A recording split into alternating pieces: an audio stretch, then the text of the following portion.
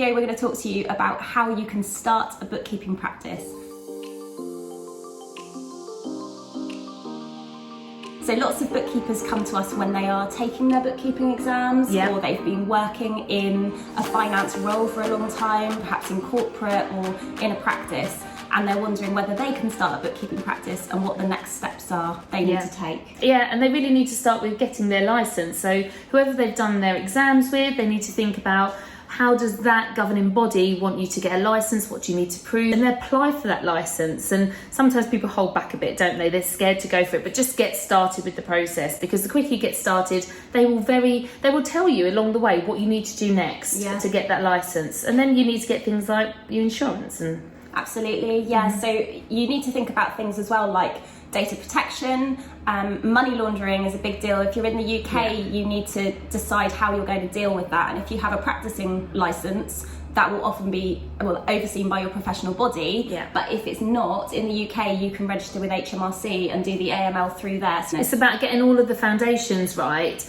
so that you are legal and compliant before you start even thinking about getting your first client. And then when you start thinking about your client, you want to be thinking about how you're going to work with them, like what's going to be the best way to work for you. You run a virtual practice from home. So one of those considerations is, how do I want to communicate with these clients? What systems do I want them to work with to help me to help them in the best way, but also to make sure that I'm the best bookkeeper for that kind of client? Some clients might come to you and say, I'm already using this software, can you continue using this software like my old bookkeeper did? Or are you going to be like I do and say, this is how we work, you are going to have to do everything that we do now? But that is up to you, that's a decision. Are you also going to be an on-site bookkeeper? Are you going to be travelling around? Is it going to be something you do locally? Or like me, I cover the whole of the UK, but virtually. You've got to make these decisions now, because it's hard to do a bit of both. So you've got to kind of be all in. I think it can be quite a worry that you want to get everything right before you start, and that can often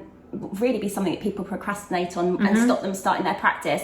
I think it's important to try and work out what's going to be right for you. You're not necessarily going to know straight away. You're not always going to choose the right thing, and you might need to change something. But get started, do some research. There are always loads of free tutorials, and people will do calls with you and show you around their software. Choose something you think is going to fit.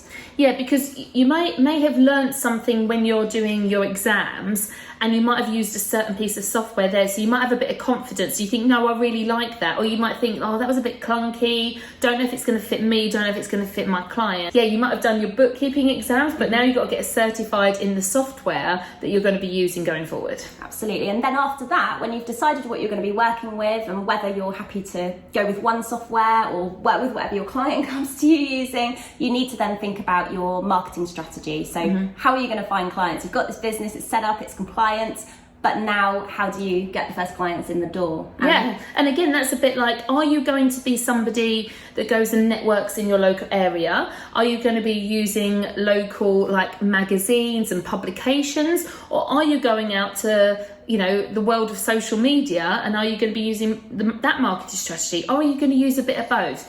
But this is where people get really overwhelmed, because there's so much you can do. So you really need to think about your clients. Who are you trying to attract? Where are they hanging out? Are they going to be at your next networking event, or are they on Instagram looking at reels? You've got to decide who the kind of clients are that you want to work with, where they're hanging out, where they're going to find you, and don't try and be everywhere all at the same time.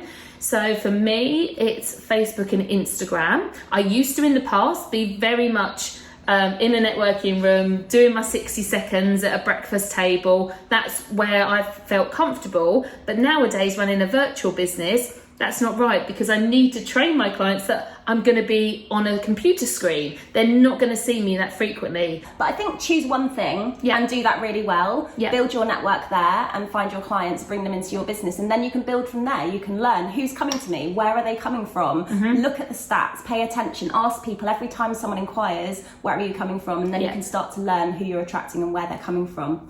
If you want to know more about how you can build your own bookkeeping practice, come and join us in the Six Figure Bookkeepers Club. It is our free Facebook community. We've got about 2,500 bookkeepers there, all at different stages of growing their practices, but working with a community who have been there, been through the same struggles as you, and want to share the journey with you.